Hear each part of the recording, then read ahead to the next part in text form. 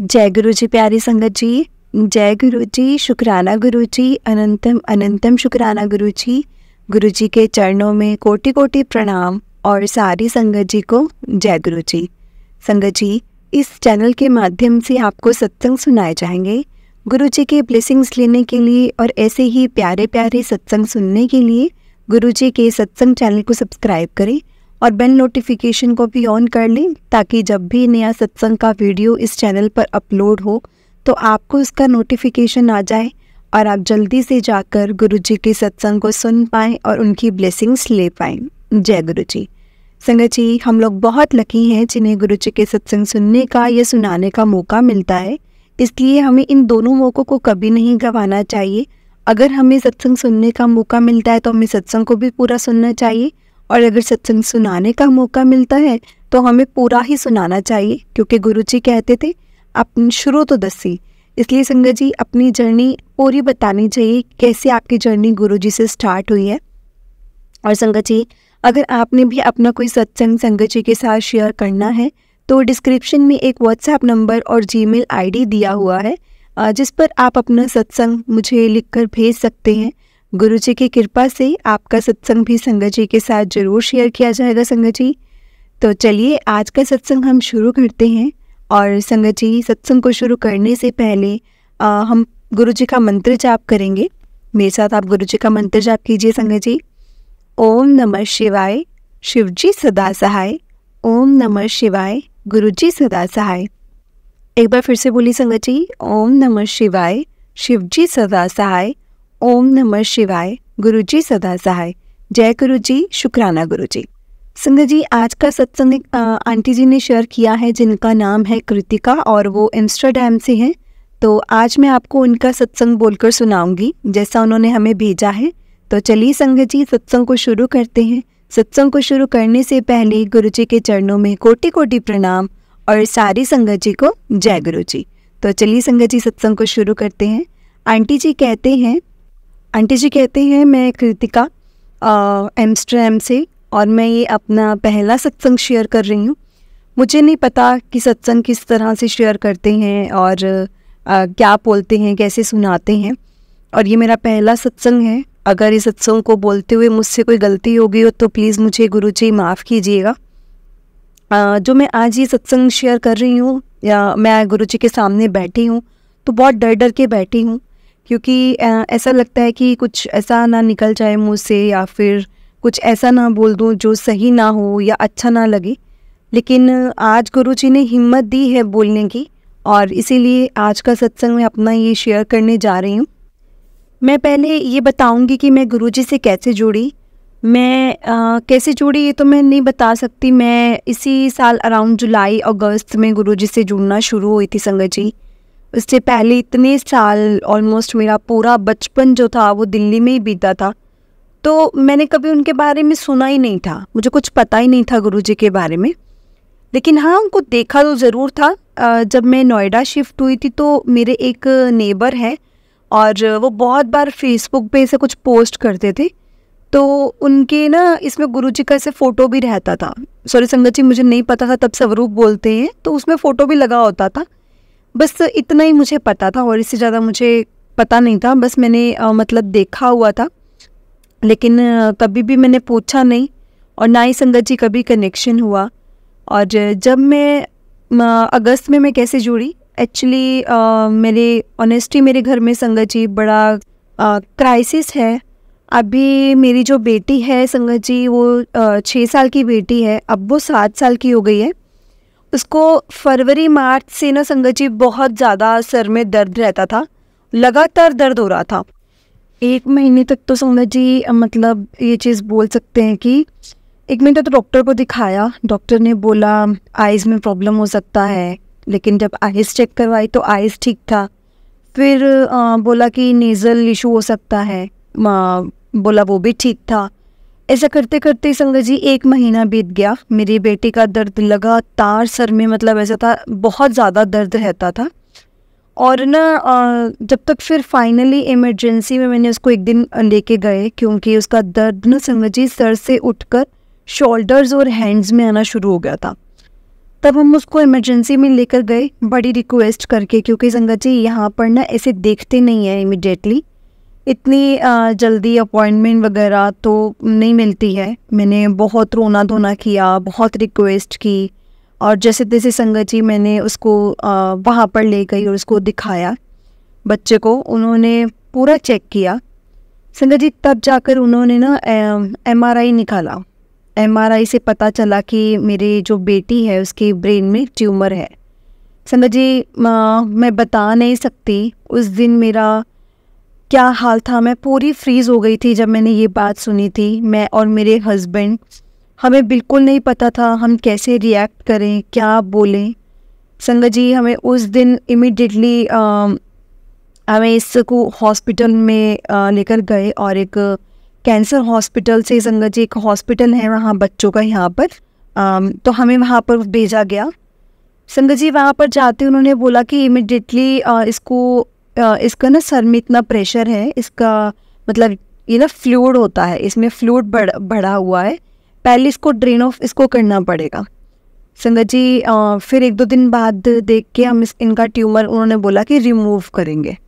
तो आप जान सकते हैं कि संगत जी उस टाइम पे मेरे मन में क्या हो रहा होगा, मेरे ऊपर क्या बीत रही होगी। मैं आपको एक चीज़ और बताती हूँ संगत जी, मेरी बेटी ऐसी थी ना, आप मान नहीं सकते, वो 5 एक्टिविटीज़ एक साथ करती थी। मतलब वो बहुत ज़्यादा एक्टिव थी।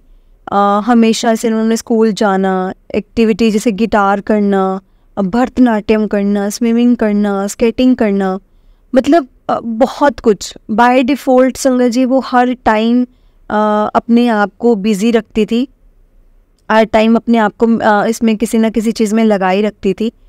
इनफैक्ट संगत जी जिस दिन उसको ट्यूमर का अगले दिन पता चला था, शुरू होने से पहले अपनी वो डांस क्लास भी अटेंड करके आई थी, इतने पेन में भी, क्योंकि वो मुझे बोलती थी कि मैं अगर डांस करती हूँ ना तो उसको वो सब भूल जाता है, उसको कुछ भी याद नहीं रहता। तो जो हमें पता नहीं था संगत जी वो दिन मतलब कैसे बीता हमारा, वो रात हमने अपने पेरेंट्स को नहीं बताया, क्योंकि पेरेंट्स अकेले रहते हैं, पीछे रहते हैं, और दिल्ली में अकेले रहते हैं संगत जी, और वो कैसे करेंगे, तो हमने कैसे रिएक्ट करेंगे, तो हमने उनको अभी तक नहीं बताया था, और हमें पता भी नहीं था। तो हमने बोला कि नहीं अभी हम वेट करते हैं, उसके बाद हम बताएंगे। संगत जी हमने अगले दिन सब लोगों को बताया, एक दिन बाद मतलब। तो फिर उसके बाद मेरी बेटी का ट्यूमर का ऑपरेशन हुआ संगत जी। वो तारीख थी 25/5। तो मुझे नहीं पता कि उसका क्या साइन है, वो क्या साइन दिया था उस चीज़ का, लेकिन अगर मैं देखूँ वैसे उसको काउंट करूँ तो संगत जी इट वाज 7, राइट। तो वो 7 था अभी। तो संगत जी उस टाइम उसका जो ट्यूमर था वो रिमूव हुआ। थैंकफुली संगत जी वो जो ट्यूमर था वो पूरी तरह से रिमूव हो गया, क्योंकि एक वो बहुत ही बड़ा एडवांटेज था मेरे लिए कि वो पूरी तरह से रिमूव हो गया था। क्योंकि ना संगत जी नॉर्मली जब ब्रेन ट्यूमर को रिमूव करते हैं ना तो वो ना किसी सेल से अटैच होता है। तो डॉक्टर्स कभी भी जब वो उनको पता चलता है कि अगर ट्यूमर सेल से अटैच है तो कभी उसको टच नहीं करते, तो वो ना थोड़ा सा ट्यूमर छोड़ना ही प्रेफर करते हैं, तो वो अंदर थोड़ा सा ट्यूमर छोड़ देते हैं। लेकिन ऐसा नहीं हुआ, सब कुछ ठीक था, ट्यूमर रिमूव हो गया। हम लोग काफ़ी खुश हुए इस चीज़ से, खुश थे कि चलो ठीक है, जो भी चीज़ थी एटलीस्ट वो पूरी तरह से रिमूव तो हुई।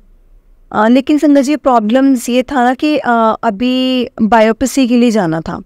अभी बायोप्सी, अब ये पता लगना था कि ट्यूमर फैलने में भी अभी निकली है कि नहीं निकली है, और हमें तब पता चल गया कि 1 हफ्ते और 10 दिन बाद मतलब हमें ना संगत जी ये पता चला कि इसको ना मेनिंजियल ट्यूमर है। और ये पूरा टाइम हमारा संगत जी इतना बुरा बीता, मतलब मेरे को समझ में नहीं आता था कि मैं क्या करूं और क्या नहीं करूं। मेरे से कोई काम नहीं होता था, कुछ काम नहीं होता था संगत जी। और मेरा एक बेटा भी है, बड़ा बेटा है, उसका बहुत ही क्रूशियल स्टेज में पढ़ाई चल रहा था संगत जी। वो 16 साल का है। हमें बिल्कुल भी समझ ही नहीं आ रहा था कि हम क्या करें, कुछ भी नहीं समझ में आ रहा था। इतनी बुरी हालत थी कि मैं आपको बता ही नहीं सकती। इनफैक्ट संगत जी अभी भी है।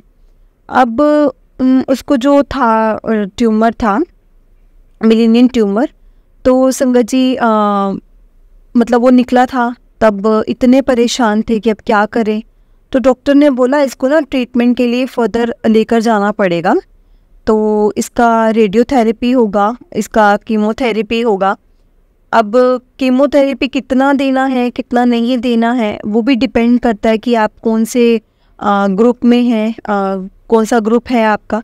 तो रेडियो और कीमो संगत जी अब इसको देना पड़ेगा। तो हमारा पहला क्वेश्चन यही था कि डॉक्टर कितनी चांसेस हैं। तो डॉक्टर ने बोला देखिए ऐसा है कि इसमें बहुत जो बच्चे हैं उभर कर आ जाते हैं, सरवाइव करते हैं। मैंने बहुत बच्चों को, बहुत लोगों को इसमें ठीक होते हुए देखा है। जितना ना ठीक होते हुए देखा है उससे ज़्यादा मैंने ठीक होते हुए देखा है। तो संगत जी एक होप मिली उस चीज़ से, वो चीज़ सुनकर एक होप मिली। अब सब कुछ शुरू हुआ, इसका रेडियोथेरेपी शुरू हुआ, कीमोथेरेपी जो भी है। रेडियोथेरेपी ख़त्म हुआ तो संगत जी वापस आ गए। फिर इसकी मतलब स्कूल की छुट्टियां चल रही थी, इसका जन्मदिन था संगत जी, इसका जन्मदिन आया 28 जुलाई को इसका जन्मदिन होता है। इसका जन्मदिन हुआ और उसके बाद अचानक से मेरी दिल्ली से ना फ्रेंड का फ़ोन आया। वो बार बार ऐसे बोल रहे थे कि ना मुझे बड़े मंदिर जाना है, मैं बड़े मंदिर जाऊंगी। तो वो उसने मुझे बोला कि पहले तो मैं अपने पति के लिए जाना चाहती थी, लेकिन ना मैं तुम्हारी बेटी के लिए जाना चाहती हूँ, मैं तुम्हारी बेटी के लिए जाऊंगी वहाँ पर। तो मुझे ना संगत जी सच में ऐसा लगता था कि जो बड़ा मंदिर है वो जो दिल्ली में बोल रही है, बड़े मंदिर जो छतरपुर है वो माता का मंदिर है।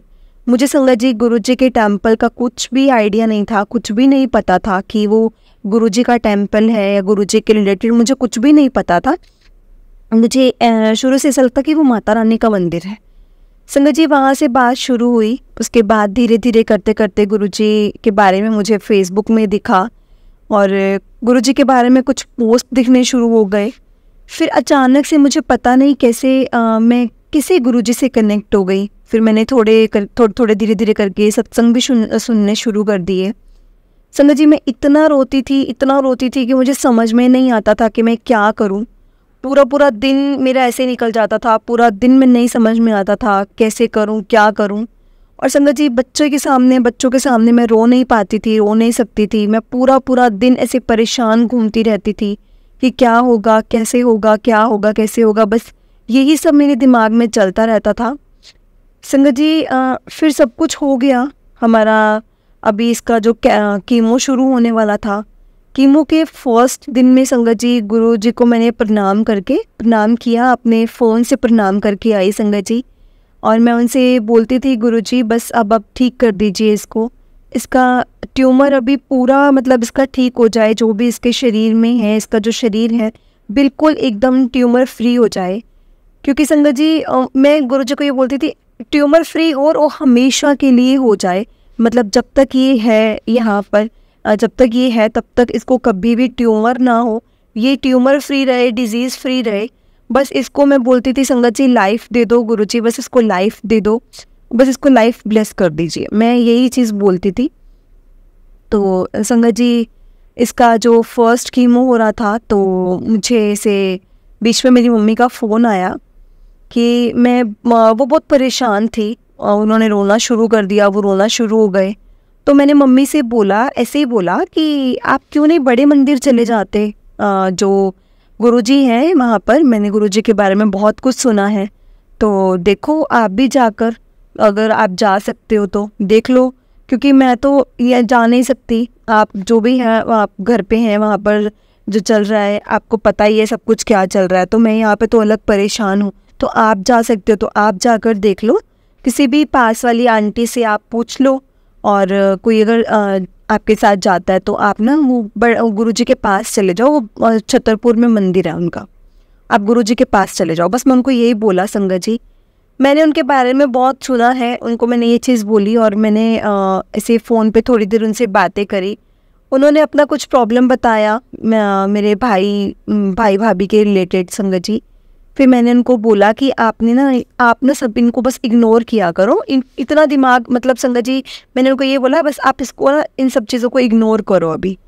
और ये सब बोलकर मैं जब ऊपर आई तो फिर मैंने संगत जी हॉस्पिटल में जब कीमो चल रहा था ना, तो मैंने फ़ोन और फेसबुक खोला तो अचानक से ना मेरे पास एक मैसेज आया कि कुड़िए ऐसे सब कुछ शेयर ना कितना कर, तेरी ब्लेसिंग्स किसी और के पास चली जाएगी। तो संगत जी मुझे ना कुछ समझ में ही नहीं आया, क्योंकि मैंने तो किसी को कुछ बताया ही नहीं था, सिर्फ अपनी मम्मी से ही शेयर किया था। और मतलब गुरुजी के बारे में और तो मैंने किसी से कुछ शेयर किया ही नहीं था। और संगत जी यहाँ तक तो मैंने अपने मतलब हस्बैंड से भी नहीं शेयर किया था।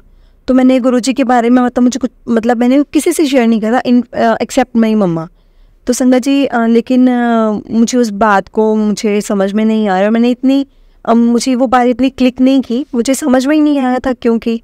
लेकिन मैं सोचती रही। सडनली संगत जी शाम को मेरे भाई का मुझे ना एक व्हाट्सएप मैसेज आता है और वो मुझे मुझे उसकी पोस्ट मिलती है, उसमें मैं क्या देखती हूँ कि उसमें गुरुजी का फ़ोटो फ्रेम फ़ोटो फ्रेम बोल रही हूँ, जो स्वरूप होता है वो भेजता है, क्योंकि मुझे उस टाइम पे पता नहीं था क्या बोलते हैं, तो स्वरूप भेजता है। और मैंने अचानक से उसको लिख कर भेजा कि तेरे पास ये कहाँ से आया, ये कहाँ से आ गया तेरे पास। तो तुम मुझे फ़ोन करके संगत जी वो मुझे दोबारा फ़ोन करता है और मुझे बताता है कि मम्मी ने आंटी से बात करी थी, पास वाली आंटी से। तो आंटी ने बोला अब आपको गुरुजी के बारे में पता ही नहीं है, आप गुरुजी के बारे में कुछ जानते ही नहीं हो। ये लो करके संगत जी उन्होंने कहा, मेरे ब्रदर ने कहा कि आकर के आप मम्मी को ना, उन्होंने आकर के स्वरूप घर पर आकर देकर चली गई। तब तो संगत जी तब मुझे समझ में आया कि शायद मुझे किसी के थ्रू वो स्वरूप मिलना था, मेरे को वो मेरे लिए जो मेरे को मिलना था, शायद वो मेरे लिए ब्लेसिंग्स थी। और शायद वो ब्लेसिंग्स मुझे ना मिल कर के मेरे माँ के घर चली गई है, शायद मुझे तभी वो गुरुजी का मैसेज मिला था। अब मुझे नहीं पता संगत जी, मैं समझ ही नहीं पा रही थी कि क्या है क्या नहीं है, और मुझे कुछ भी समझ में नहीं आया। मुझे ये भी नहीं पता था कि ये क्या होता है, एकदम से जो मैसेज आया और मुझे कुछ भी समझ में नहीं आया संगत जी। और मेरी माँ के थ्रू फ़ोटो आया, या तो मुझे इतना समझ में आया कि वो जो स्वरूप है गुरुजी का वो मेरी माँ के थ्रू मेरे लिए आया है, मेरे पास आया है। अब संगत जी मुझे जिसका मतलब जो ये संगत है जो जुड़ी हुई हैं उनको ही इस बारे में ज्ञान होगा, और अगर वो मुझे कोई बता सकते हैं कि ये क्या इशारा था तो प्लीज़ मुझे समझाइएगा। क्योंकि संगत जी पहले तो मैं असमंजस में रही कि मैं क्या करूं। मैं तो गुरुजी का स्वरूप मुझे नहीं मिला और वो तो मम्मी के पास है, तो अब मैं क्या करूंगी, बस मेरे दिमाग में ना संगत जी यही सब चीज़ें घूम रही थी। पहले दिन मैंने उसको अपने मोबाइल का वॉलपेपर बना लिया, जो मेरे पास भेजा गया था स्वरूप, उसको मैंने मोबाइल का वॉलपेपर से बना लिया और कुछ नहीं किया, जस्ट मैंने वॉलपेपर बनाया और मैंने अपने फ़ोन के वॉलपेपर पर लगा लिया। संगत जी फिर 2 दिन बाद मुझे लगा कि शायद गुरुजी ने मेरी मम्मी के थ्रू वो स्वरूप मेरे लिए भिजवाया है, क्योंकि यहाँ तो मैं किसी को जानती नहीं, ना मुझे यहाँ किसी संगत का पता है, तो मुझे कैसे पता होगा क्या नहीं होगा।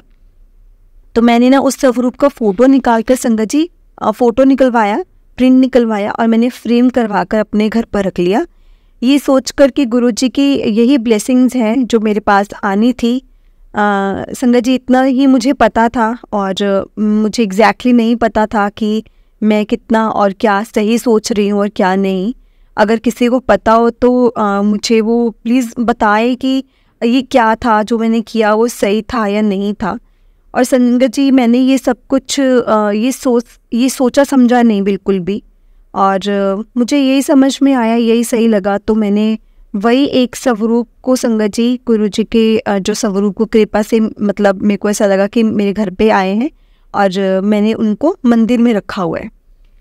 और फिर उस दिन के बाद से मेरा संगत जी वही रेगुलर जो रूटीन था, मैं सत्संग सुनती हूँ, मैं मंत्र जाप करती हूँ, मैं वैसे ही पूजा पाठ करती थी संगत जी। मैं देवी माँ के प्रवचन पढ़ती थी और शिव जी की मैं वैसे ही बहुत बड़ी भक्त हूँ। तारा माता की मैं पूजा करती हूँ, देवी माँ के मैं प्रवचन पढ़ती हूँ संगत जी, मैं हनुमान चालीसा पढ़ती हूँ, मैं ये सारे काम करती हूँ।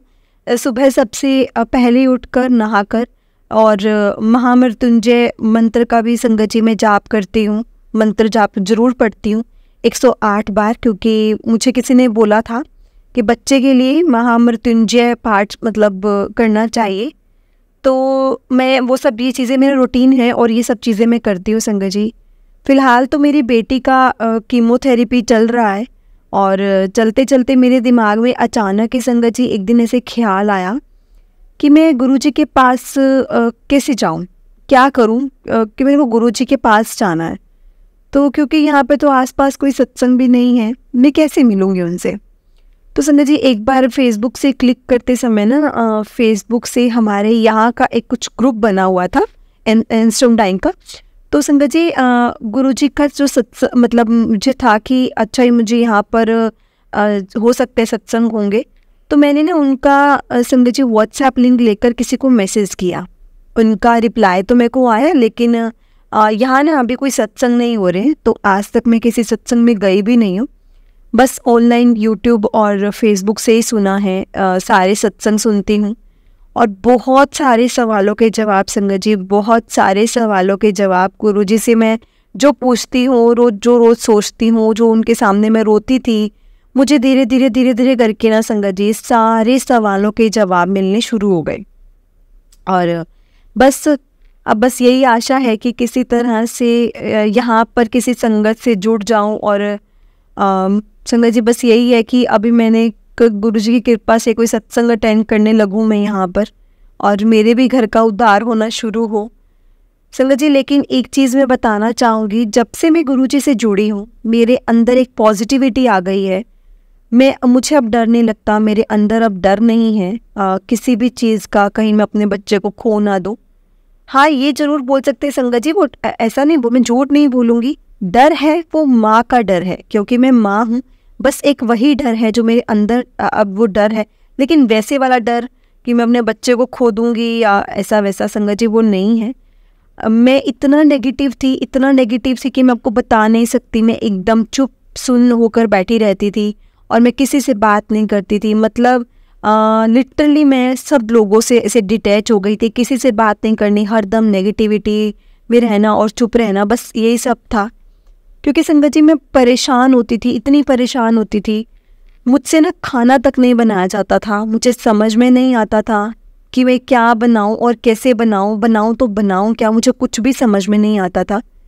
अब ऐसे ही जब संगत जी रेडियोथेरेपी इसका ख़त्म हुआ, अब कीमोथेरेपी शुरू होने से पहले संगत जी MRI फिर से करना होता है चेक करने के लिए कि जो रेडियोथेरेपी ज़्यादा कैसे दिया गया है, सही है या नहीं है, और ब्रेन में उसके बाद कुछ चेंजेस दिख रहे हैं या नहीं दिख रहे हैं, बहुत कुछ जो भी उन्होंने एनालाइज करना था संगत जी। मतलब वो ट्यूमर का इलाज, मतलब वही सब चीज़ें कि ट्यूमर का इलाज हुआ कि नहीं हुआ, वे सब देखते हैं शायद, मतलब ये उस रिपोर्ट में। MRI का रिज़ल्ट हमारे पास आना था फ्राइडे को, अगस्त में, सितंबर में, अगस्त ऐसे फ्राइडे को, मुझे फ्राइडे को आना था, एग्जैक्ट पर्टिकुलर फ्राइडे को आना था, किसी एक फ्राइडे को। उन्होंने बोला था कि आपको ना हम लोग फ़ोन पे बताएंगे, आपको फ़ोन करेंगे इवनिंग में। तो संगत जी डॉक्टर ने बोला था आफ्टरनून के बाद हम आपको फ़ोन करेंगे। और आप मानोगे नहीं संगत जी, उस शाम, वो जो शाम थी ना मुझसे कट ही नहीं रही थी, बिल्कुल भी मुझसे ऐसे रहा ही नहीं जा रहा था, कुछ समझ में नहीं आ रहा था, ना मेरे से वो शाम कट रही थी। डॉक्टर ने बोला था आफ्टरनून के बाद फ़ोन करेंगे।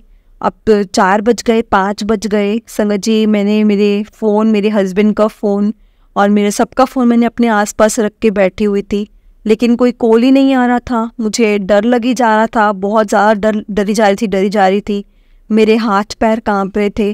और संगत जी तब मैंने अपने हस्बैंड को बोला कि मेरे अंकल को कि अगर आप जा रहे हो और ऊपर लेटने जा रहे हो तो ना ऐसे करो कि फ़ोन मुझे यहाँ नीचे ही रख कर चले जाओ, या फिर आप ना हॉस्पिटल में फ़ोन करके पूछ लीजिए कि रिज़ल्ट क्यों नहीं आया अभी तक।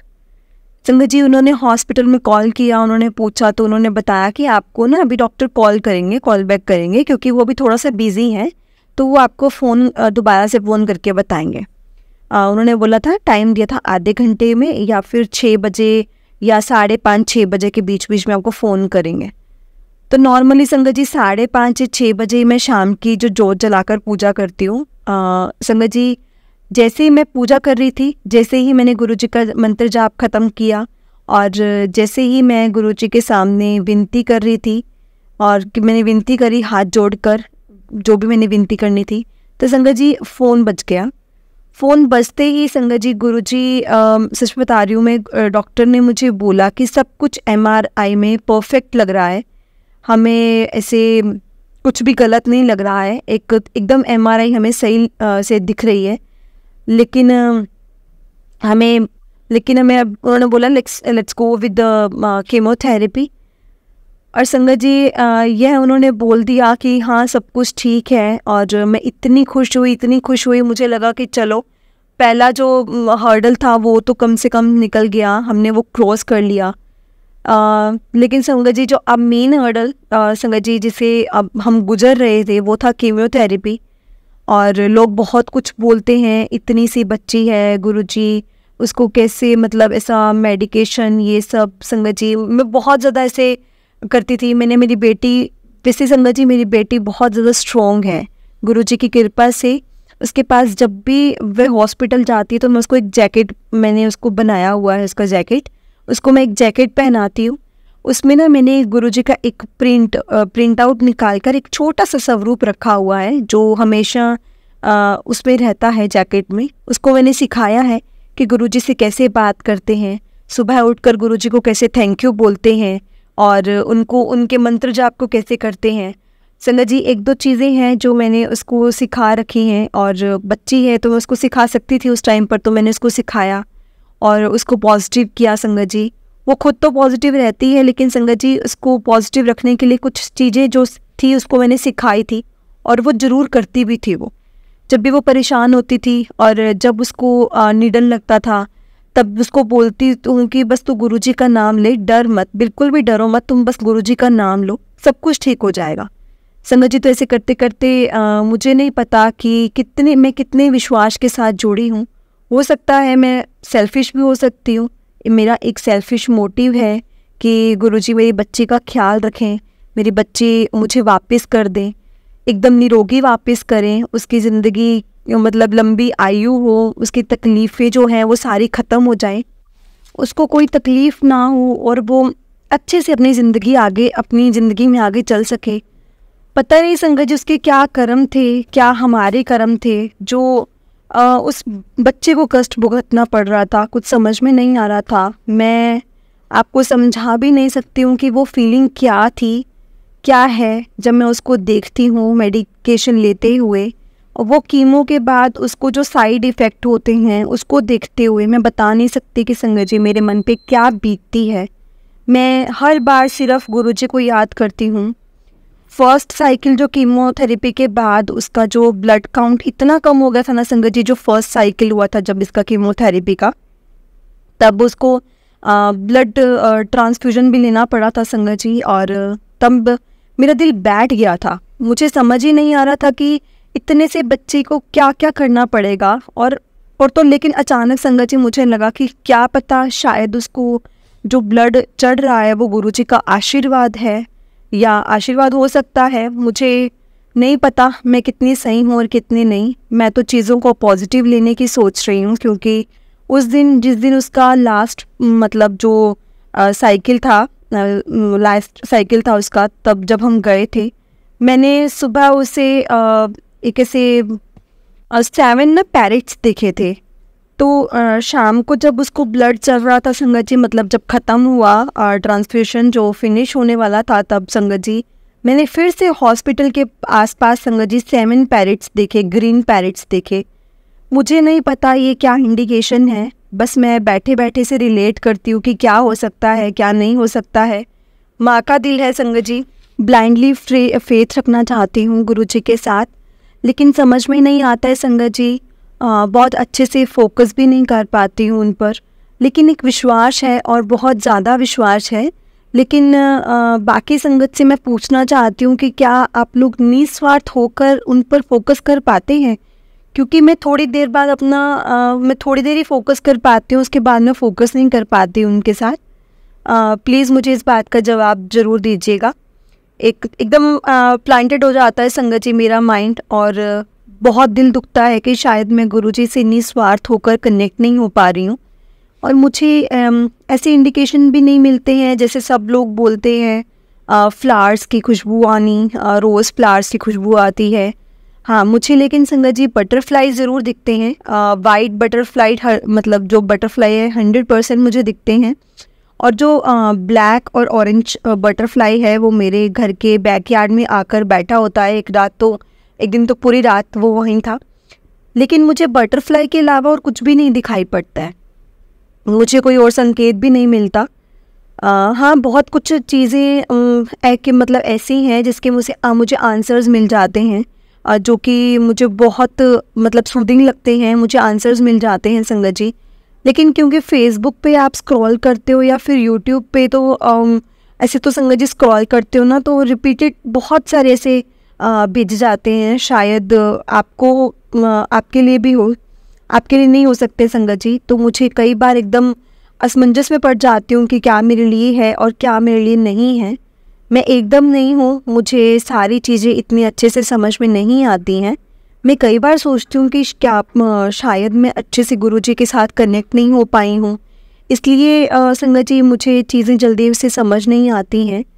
लेकिन अच्छा, मैं ये बता रही थी, सॉरी, मैं संगत जी बताने की कोशिश कर रही थी कि मुझे लगा शायद जो ब्लड ट्रांसफ़र हुआ है, ब्लड ट्रांसलेशन हुआ है, तो शायद मेरे बच्चे के लिए वही एक अमृत है जो गुरुजी की वजह से मेरे बच्चे को मिल रहा है। शायद हो सकता है संगत जी ऐसा हो।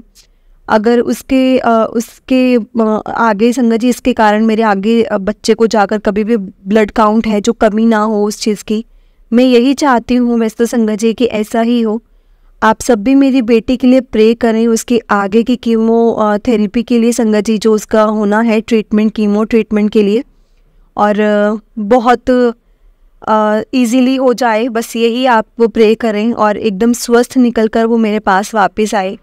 अब अचानक क्या हुआ गुरुजी, अब क्योंकि संगत जी चल रहा है, मैंने अपने हस्बैंड से बोला कि आप ऐसे ही, मैंने बोला कि नॉर्मली एक दिन सुबह चाय बनाते समय मैंने अपने हस्बैंड से बोला कि क्या आप दिल्ली जाओगे, तो 1-2 दिन के लिए मतलब आप दिल्ली जाकर आ सकते हो, मैंने अपने हस्बैंड को बोला। तो मेरे हस्बैंड ने बोला कि मैं क्यों जाऊं दिल्ली, मैं तो अभी नहीं जा सकता, मेरे बच्चे की कीमो चल रही है, मैं तो नहीं जाऊंगा कहीं पे। तो मैंने बोला कि देखिए, अगर आप जाएंगे तो गुरुजी के बड़े मंदिर जाकर ना जल प्रसाद ले आइए, अगर गुरुजी के आप बड़े मंदिर जाएंगे तो। उन्होंने बोला कि देखो, तुम गुरुजी से जुड़ी हो, उनको दिल से तुम मानने लगी हो, तुम मानती हो उनके स्वरूप को, तुम हर दिन पूजा करती हो, चाय प्रसाद चढ़ाती हो, सब कुछ करती हो। अभी बीच में 15 दिन का ब्रेक आएगा, तुम्हें जाना है तो तुम जाओ, और क्योंकि बड़े बेटे की भी साथ में अभी छुट्टियां आएंगी, 1 हफ्ते का ऑटम ब्रेक आएगा, तो तुम दोनों जाकर आओ वहाँ पर। मैंने बोला नहीं, ऐसा पॉसिबल नहीं है, मैं अकेले नहीं जाऊँगी, तुम जाओ, क्योंकि तुम जाओगे तो सारी मतलब अगर मैं जाऊंगी तो मुझे सारी कमिटमेंट हो जाती है संगत जी की, मेरी मम्मी से मिलना, आपकी मम्मी से मिलना। अगर आप जाओगे तो किसी होटल में भी रहकर और अपनी मम्मी से मिलकर मंदिर जाकर आ जाओगे। तो बोला नहीं, तुम जाओ तुम जाओ। तो संगत जी एकदम ना वो अड़ ही गए कि तुम जाओ तुम जाओ। तो मुझे लगा शायद मेरा बड़े मंदिर आने का यही बुलावा है, तो उन्होंने बोला कि तुम्हारी टिकट बुक कर देता हूँ, कोई बात नहीं, जहाँ इतना से ही तुम दोनों 1 हफ्ते के लिए जाकर वापस आ जाना। तो संगत जी मुझे नहीं पता गुरुजी का मेरे लिए बुलावा है ये क्या है, बट अब मैं अगले हफ्ते दिल्ली आ रही हूँ। सिर्फ और सिर्फ मेरा एक ही काम है कि मैं मतलब एक ही मतलब है कि मुझे गुरुजी का एक तो शुक्रिया करना है। मुझे नहीं पता उनको मैं शुक्रिया कैसे करूँगी, और बस दिल में यही मानकर आ रही हूँ संगत जी कि मुझे गुरुजी का ये बुलावा है, और जो भी मुझे बुलाया है, जो भी मैसेजेस मुझे मिल रहे हैं बुलाने के लिए, मैं और मेरा बेटा जाएंगे संगत जी बड़े मंदिर। तो 1-2 जगह और है जो जाने का प्लान है, बड़े मंदिर जाएंगे, पक्का 100% जाना है वहाँ पर। बड़े मंदिर जाकर वहाँ का जल प्रसाद भी लेना है, मिल जाए तो बहुत अच्छी बात है, मैं अपनी बच्ची के लिए लेकर आऊँगी। जल प्रसाद के साथ शहद वर्षा, जो भी मतलब कुछ भी जो गुरुजी मेरी अब बेटी को स्वस्थ रहने के लिए देना चाहते हैं, मैं वो लेकर आना चाहती हूँ। मैं बस यही विनती करती हूँ कि मुझे बुला लें, सब कुछ ठीक रहेगा तो मैं संगत जी अगले हफ्ते आऊँगी, दिल्ली आऊँगी अपने बेटे के साथ। बड़े मंदिर आकर पहली बार बड़े मंदिर आऊँगी, माथा टेक कर उनसे रिक्वेस्ट करूँगी और बस उनसे यही अरदास करूँगी कि मेरी बेटी और मेरे घर परिवार को एकदम स्वस्थ रखें, स्वस्थ रहें सब, और हमेशा और स्वस्थ रहें और निरोगी रहें। अभी बीच में अचानक संगत जी मुझे ये भी मैसेज आने लगे कि तेरे को डुगरी बुलाऊंगा, डुगरी मंदिर भी बुलाऊंगा। तो गुरुजी के साथ मिलकर संगत जी एक बार भी नहीं, ऐसा मेरे को 2-3 बार ऐसा मैसेज फ्लैश हो रहे हैं, 2-3 बार हुए हैं कि डुगरी मंदिर बुलाऊंगा और एक स्पेशल आशीर्वाद या मतलब ब्लेसिंग्स दूंगा। मुझे यह तो नहीं समझ में आ रहा मैं कितनी मुश्किल से एम्स्टर्डम से दिल्ली आ रही हूँ। मुझे इतना ही पता है कि मैं दिल्ली से डुगरी, मुझे नहीं पता मैं कैसे जाऊँगी। मैं कभी कहीं भी हूँ संगत जी, मेरा बेटा भी होगा और मुझे पता नहीं मेरी फैमिली मेम्बर्स मुझे अकेले ट्रैवल करने भी देंगे या नहीं। अब जैसी गुरुजी की इच्छा, अगर वो मुझे बुलाना चाहते हैं तो स्पेशल ब्लेसिंग्स के लिए तो मैं ज़रूर आना चाहूँगी। मुझे बहुत दिन से मैसेज आ रहे थे कि कुछ काम है वो करो, तो मैं बड़े डर से और अपने आप को एकजुट होकर आज मैं ये शेयर कर रही हूँ सबसे संगत जी। यही रिक्वेस्ट करती हूँ कि प्लीज़ प्लीज़ प्लीज़ आप मेरी सब लोग संगत जो भी हैं मेरी बेटी के लिए अरदास करें गुरुजी से। और जय गुरुजी, शुक्राना गुरुजी। बस अपना साथ मत छोड़ना, हमारे ऊपर से अपना हाथ मत हटाना, हमारे परिवार के साथ ऐसे ही जुड़े रहना। जितना पॉजिटिविटी हमें उन्होंने दिया है शायद मेरे को अभी तक कहीं से नहीं मिला, और जितना उन्होंने मुझे हिम्मत दिया है शायद मुझे कहीं और से शायद नहीं मिलता।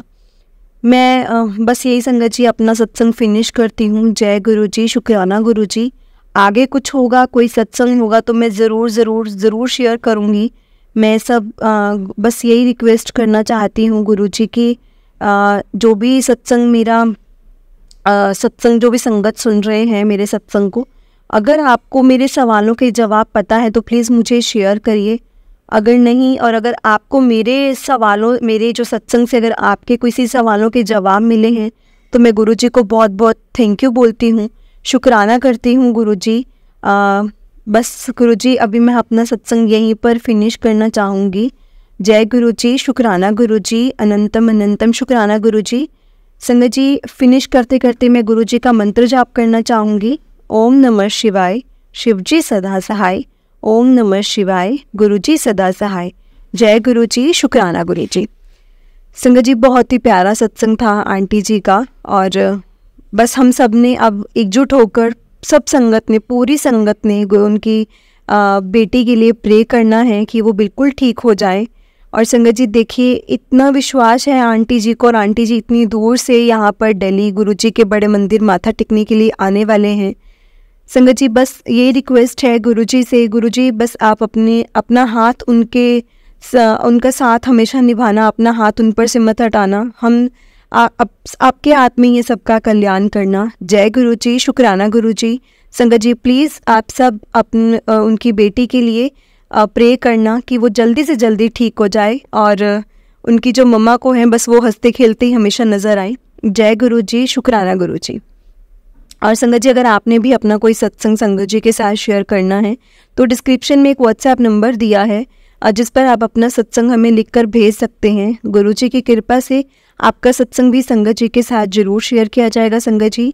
और गुरुजी की ब्लेसिंग्स लेने के लिए और ऐसे ही प्यारे प्यारे सत्संग सुनने के लिए गुरुजी के सत्संग चैनल को सब्सक्राइब करें और बेल नोटिफिकेशन को भी ऑन कर लें, ताकि जब भी नया सत्संग का वीडियो अपलोड हो तो आपको उसका नोटिफिकेशन आ जाए और आप जल्दी से जाकर गुरुजी के सत्संग को सुन पाएँ और उनकी ब्लेसिंग्स ले पाएँ। जय गुरुजी, शुक्राना गुरुजी। ओम नमः शिवाय, शिवजी सदा सहाय। ओम नमः शिवाय, गुरुजी सदा सहाय। जय गुरुजी, शुक्राना गुरुजी।